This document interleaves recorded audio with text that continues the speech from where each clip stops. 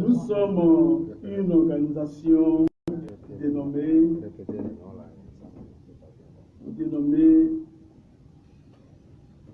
Mission d'observation électorale de la diaspora africaine en Europe. Nous observons toutes les élections en Afrique, mais surtout les élections crédibles que nous observons. Alors, nous travaillons dans le domaine des conflits, des crises, des guerres et des conflits. Et nous sommes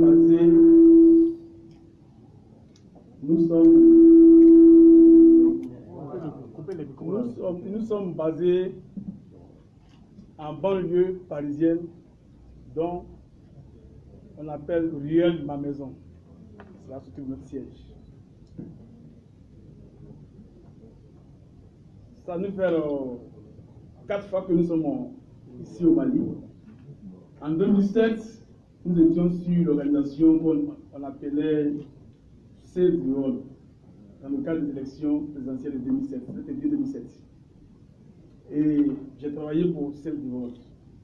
Et en 2013, nous avons travaillé dans le cadre de l'Union africaine. Et en 2018, donc, j'étais le chef de mission des élections présidentielles de 2018 ici. On a fait un mois et demi ici à Bamako, au Mali. Alors, qu'est-ce qui se passe ici au Mali?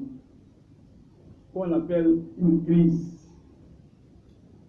Crise sociopolitique. Alors, cette crise qui était depuis, si la mémoire est bonne, depuis 2012, et a fait beaucoup de dégâts au Mali. Et cette crise a fait même, a raccourci même le mandat de certains chefs d'État ici au Mali. Ok.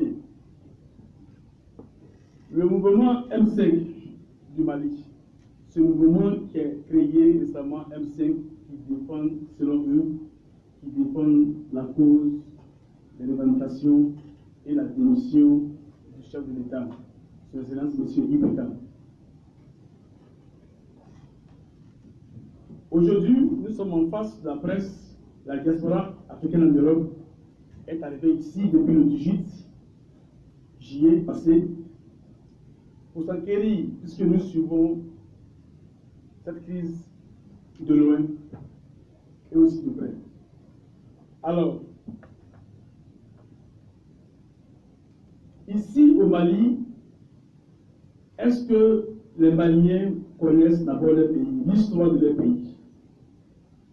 On veut, et ça c'est une question que tous les Maliens doivent chercher à répondre. Parce que chaque pays vient de loin, chaque nation a une histoire. Et quand tu vis dans une nation, quand tu es dans un pays, tu es censé connaître l'histoire de ton pays. Et lorsque tu connaîtras l'histoire de ton pays, personne ne viendra vous intimider, quoi que ce soit. Parce que vous pouvez comprendre. Ici au Mali,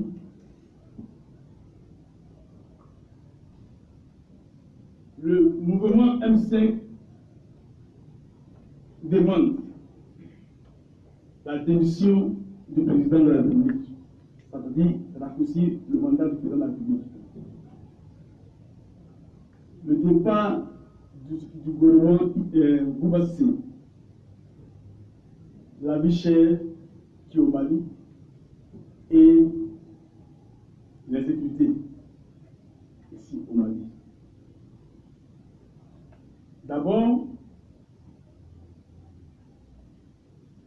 je voudrais m'adresser aux Maliens qu'une association a du respect. Une organisation a du respect, une ONG a du respect, un mouvement a du respect. Selon la charte de la Ligue des droits de l'homme, toute personne peut il devait créer une association des mouvements, mais quand même, nous sommes dans un état de droit. Aujourd'hui, le Mali pleure. Le Mali est abandonné. Vous voyez ici, les Africains faisons confiance à nos institutions. Ça, c'est l'objectif de notre organisation. Il y a des chefs d'État africains. Vers la fin de leur mandat, ils vont organiser une constitution, le référendum, pour mettre le côté à zéro. Et après, ils disent que non, pour pouvoir briguer troisième mandat, quatrième mandat. Oh, en bon français, on ne dit pas deuxième mandat. En bon français, on dit second mandat. C'est-à-dire qu'on dit second mandat, c'est que c'est dernier. On ne peut plus reculer. Mais les gens ont pu dire non, deuxième mandat. Quand on parle de deuxième mandat, c'est qu'il y a troisième mandat. On ne dit pas troisième guerre mondiale, on dit seconde guerre mondiale. Mais ce sont les dictateurs qui disent deuxième mandat, ceux qui ont l'idée de faire troisième mandat. Alors, le Mali aujourd'hui, le Mali qui était classé dans l'Afrique francophone, le premier pays démocrate, derrière vient le Bénin. C'est-à-dire que les deux pays là, c'était notre fierté de la sous-région. C'était la fierté. Quand on dit Bénin, on dit Mali. Le classement, le Mali était premier. Bénin était deuxième. Même moi-même, mon pays en Côte d'Ivoire, est-ce que nous sommes même dans les 5 premiers? Ça, c'est arrivé que moi, je ne vais pas répondre parce qu'ici, on parle du Mali. Mais aujourd'hui, ce Mali-là attend de retirer. Pourquoi? Cette fierté dont les Maliens se sont tombés. Et ça me fait 22 ans que je suis en Europe. Lorsque on parle de la démocratie, quand un Malien passe, c'est du respect. Quand un Sénégalais parle, c'est du respect. Quand un Béninois parle, c'est du respect. Quand un Ivoirien passe, quand un Togolais dit non. Quand c'est un capitaine, on dit là, on ne va pas.